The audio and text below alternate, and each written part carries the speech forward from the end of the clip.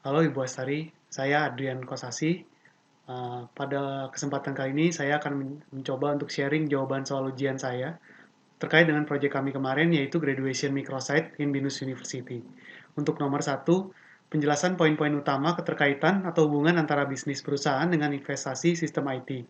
Yang pertama keterkaitannya adalah mengakibatkan perubahan pada cash flow BINUS, yaitu ketika menggunakan buku wisuda konvensional, BINUS harus mengeluarkan uang lebih untuk pencetakan, namun sekarang sudah tidak perlu lagi.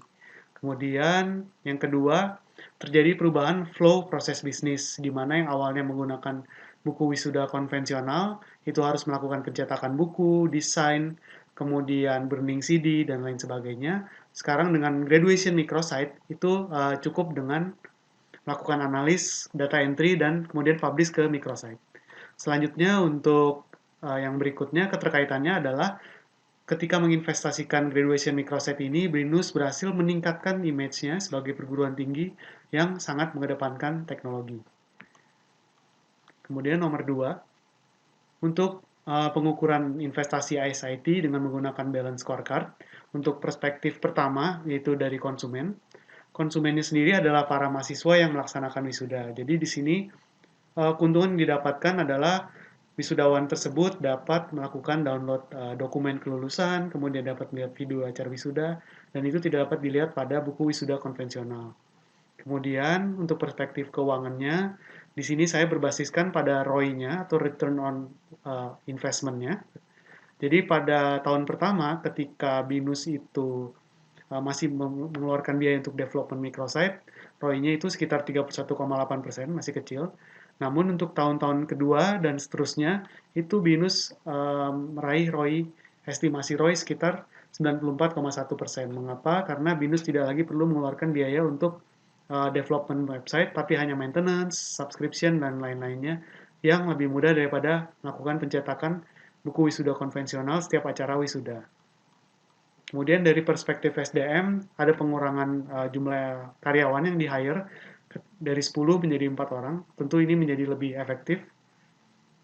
Kemudian dari perspektif internal, graduation microsite ini dapat dijadikan salah satu bahan untuk strategi marketing, di mana dengan mengedepankan inovasi teknologi ini dan BINUS menjadi pelopornya, dapat menjadi penarik minat atau interest dari para calon mahasiswa yang hendak mendaftarkan diri ke BINUS. Nomor 3, bagaimana BEEE mengukur keefektifan dan keefisienan kontribusi ISIT.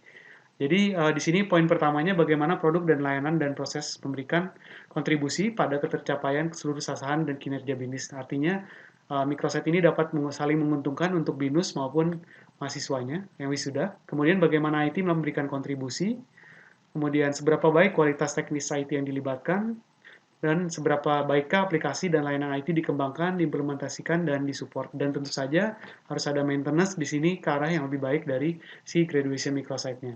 Nah, untuk perbedaannya sendiri dari BEEE dengan Balance Scorecard, BEEE ini sangat berfokus kepada aspek IT. Jadi semuanya terkait kualitas IT, kemudian bagaimana kontribusi IT itu lebih dikedepankan. Sedangkan Balance Scorecard itu bersifat general dan lebih ke 4 perspektif yang sudah dibahas sebelumnya.